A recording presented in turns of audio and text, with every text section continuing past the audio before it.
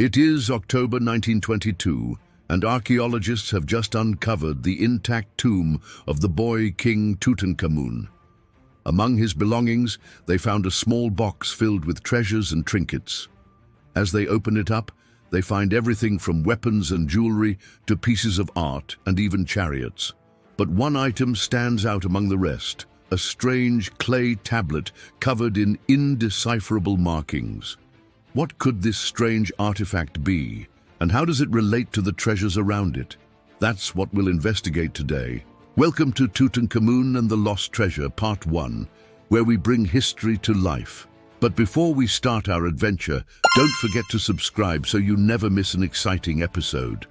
The year is 1332 BCE, and the place is the Egyptian city of Thebes.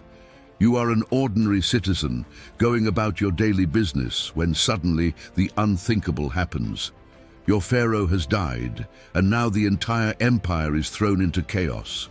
Not just any pharaoh, mind you, but the boy Pharaoh Tutankhamun, who took the throne at the age of 9 or 10 and ruled over Egypt for 10 years until his own death at the age of 18 or 19.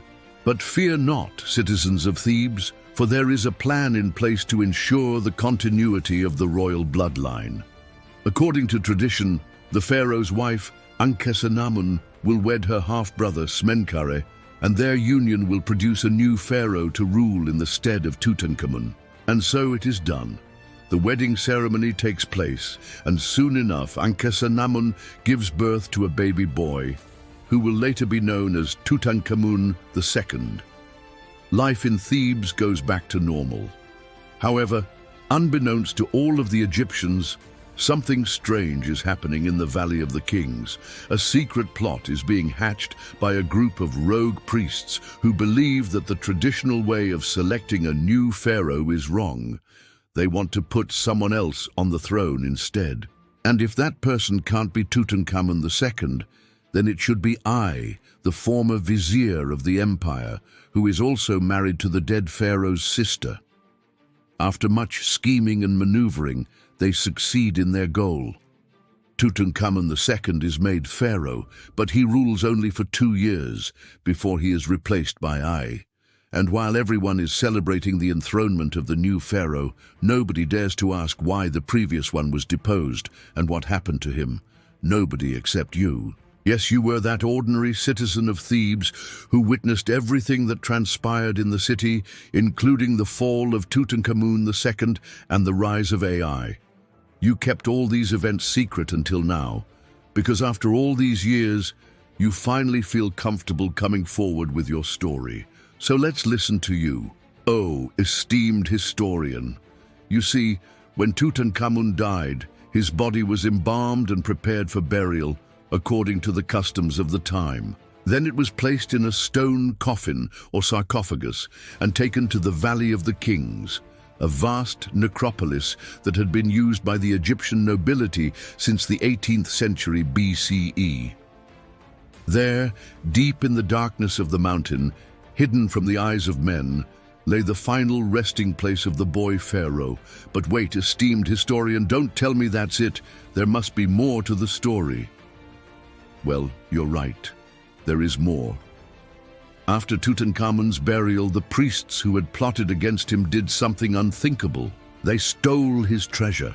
It wasn't much, really, just a few precious objects that they thought would make them look important in front of the new pharaoh.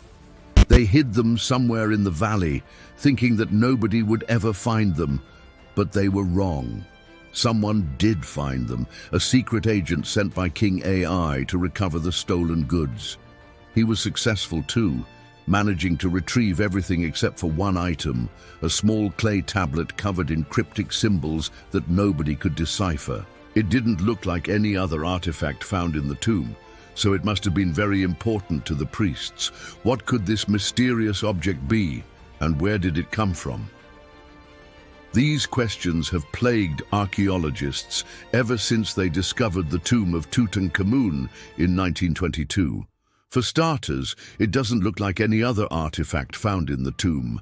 It's made of clay, which is unusual for such an important burial.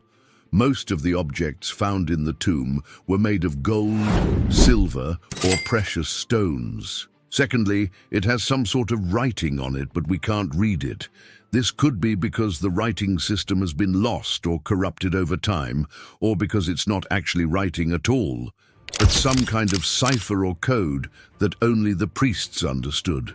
Thirdly, it seems to have been tampered with.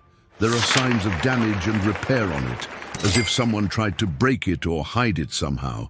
Finally, it appears to be connected to the treasure in some way, either as part of it or as a clue to its location. We know that because Howard Carter, the archaeologist who discovered the tomb, found it inside a small box, along with other items like weapons, jewelry, and artwork. So here's what we think might have happened. When the priests stole the treasure from the tomb, they also took this clay tablet with them, believing it held some sort of power or knowledge that could help them maintain their influence over the new pharaoh.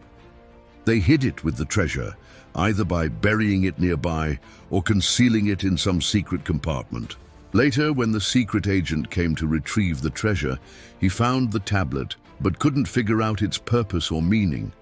He probably assumed it was just some kind of magical amulet or talisman and didn't bother to take it with him. Instead, he left it behind and reported only finding the other items. Eventually, when archaeologists opened the tomb in 1922, they also found the tablet along with the rest of the treasure. But by that time, nobody remembered what it was for or where it came from. All they knew was that it was part of the lost treasure of Tutankhamun, which made it all the more valuable. To this day, nobody knows what the clay tablet actually is or what it means. Some people say it's nothing but a fake or a forgery made to attract more attention to the tomb. Others claim it's a genuine artifact that holds secrets about ancient Egypt that we're not ready to discover yet. Perhaps one day we will find out what the truth is and solve the mystery of the clay tablet once and for all. Or maybe we're not meant to know and some things are better left unknown. One thing is for sure, though, the discovery of the clay tablet along with the rest of Tutankhamun's treasure has made the young pharaoh's tomb one of the most fascinating and enigmatic sights in the world. It's a reminder that even after all these years, there are still many things we don't understand about ancient Egypt and its rich culture. And so our story ends here, but not without a twist. You see, when Tutankhamun's tomb was first opened in 1922, nobody thought they would find anything valuable inside. In fact, most people expected it to be empty because they assumed that the tomb had been robbed long ago. But they were wrong. Howard Carter, the archaeologist who discovered the tomb, found a small box filled with treasures and trinkets. Inside the box, he found everything from weapons and jewelry to pieces of art and even chariots. But one item stood out among the rest, a small clay tablet covered in indecipherable markings. What could this strange artifact be, and how does it relate to the treasures around it? That's what we set out to discover at the beginning of this video. Now, dear viewer, it's your turn to decide what you think the clay tablet is and what it means. Is it just a fake or a forgery made to attract more attention to the tomb? Or is it a genuine artifact that holds secrets about ancient Egypt that we're not ready to discover yet? Let us know in the comments below. And don't forget to subscribe so you never miss an exciting episode. Until next time, keep learning.